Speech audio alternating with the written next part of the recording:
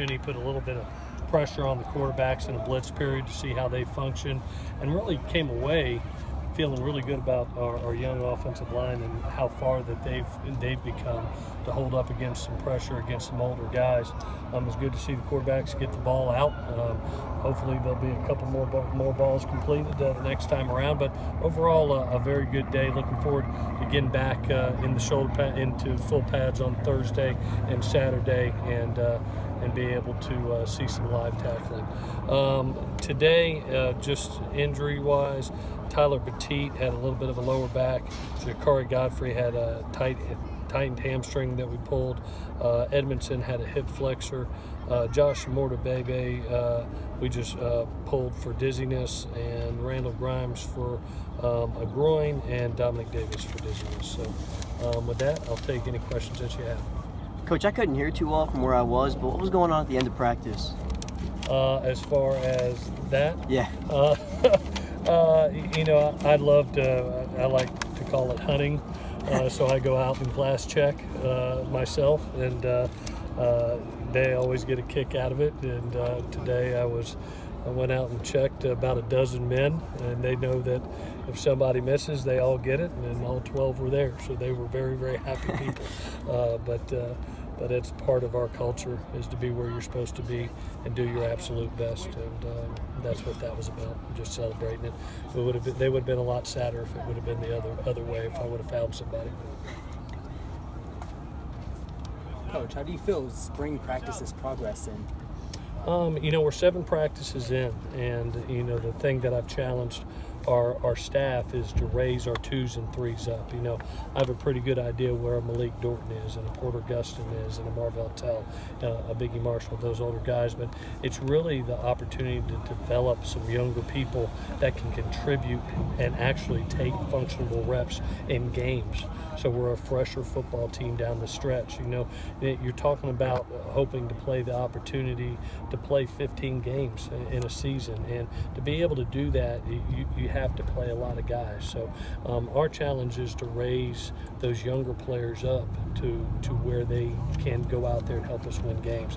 I see that happening. I'm so glad we got 8 more practices in the spring and 25 in the fall to be able to help contribute to that.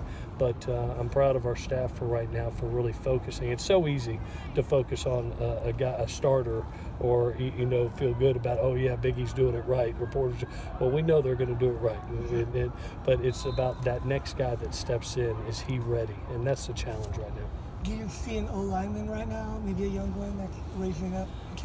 I've been so pleasantly pleased with the 2 centers, to be honest with you, to really have their first valuable reps in competing against a Brandon Peely and a J2 Felly, some big men, and to function, at this level as freshmen, one a redshirt freshman and one a true freshman.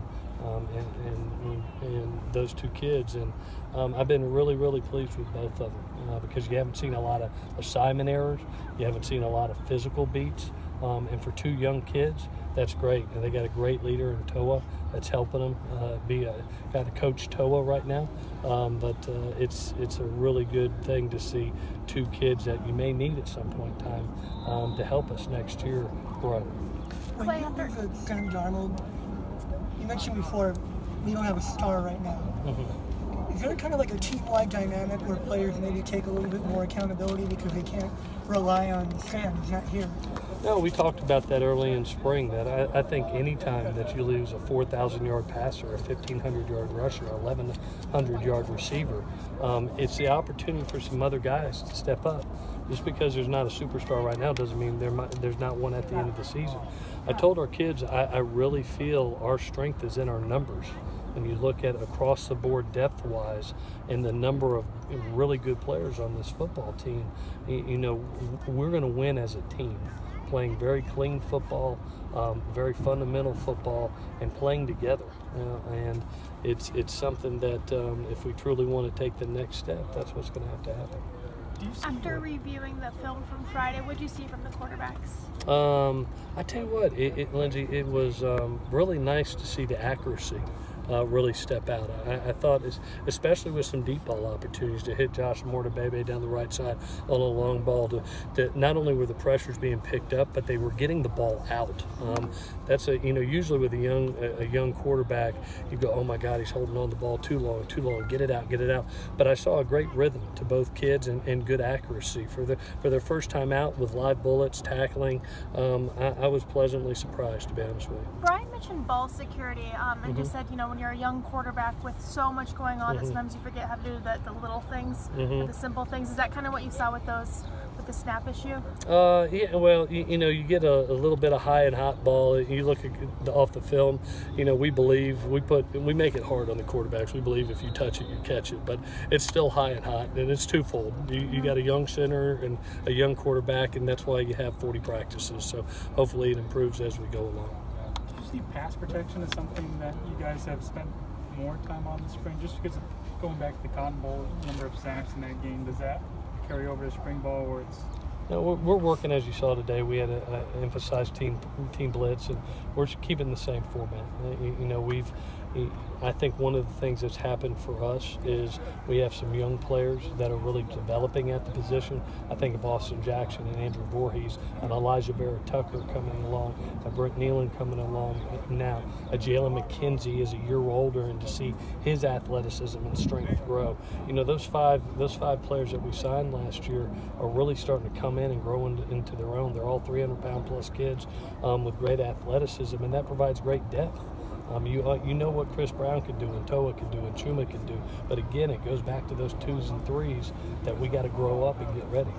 Is that a game where you harp on during an offseason? Do you kind of throw that tape out? No, you always show it. If you don't learn from history, you're destined to repeat it. And so I'm not afraid to show them and make them see, hey, this is what happens when we don't perform or you lack a fundamental. You have to watch that tape over and over, and it gets in your guts, and you never want it to happen again. But you have to be able to show those things. You have to be honest with it, or it'll repeat itself. When you think about what you're doing with the 2 quarterbacks in spring, and you've got a third one coming in the summer, are you thinking about the transition and what you're doing so that the third guy can also be kind of up to speed when he gets here? Yeah, with the 3 quarterbacks that we have on campus and the one that's coming in, we are keeping our system. We haven't added anything. We do lean on some of the strengths that a Matt Fink and a Jack Sears can do with their legs. So you're seeing a little bit of quarterback-driven run. We've always had those. It's nothing new. It's just how often do we call those plays, depending on who's in. And so we still have our system. It hasn't changed and will not change. It's going to be who can execute. And then as a coordinator, and that's one of the things I think we've done a good job around here, is to be able to focus on the strengths of the player, and we bend as play callers and coordinators. Whoever's executing the best, you go out there and you do what he does strength-wise. Are there any older players who've kind of jumped out at you who are getting a shot now that maybe you didn't expect to jump out at the beginning of spring? It's great to have Lockett back. To be back out there and performing. It's nice to see him.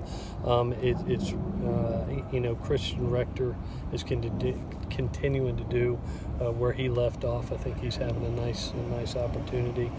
Connor Murphy has really shown up. I know he was bragged on in the defensive team meeting, but there's several guys out there that are improving. That's been here a couple of years.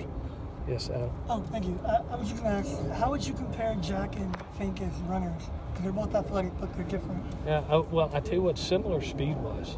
It's surprisingly how fast both kids are, and both have the capability to make explosive runs with their legs. So one thing I have been impressed with Jack is early has been his pocket awareness. You've seen him pull the ball down in these scrimmage-type atmospheres and take off, and it's kind of that decision. He's going through his progression. It's not there, and he finds a running lane. He's doing a nice job with that right now. So both kids are dangerous with their legs. And as we saw with Matt last year, he took one for 51. I mean, he could scoot pretty good. So both kids have the capability of moving the chains with their legs, which is advantageous. Thank you, guys. Thank you, Coach. Yes, sir.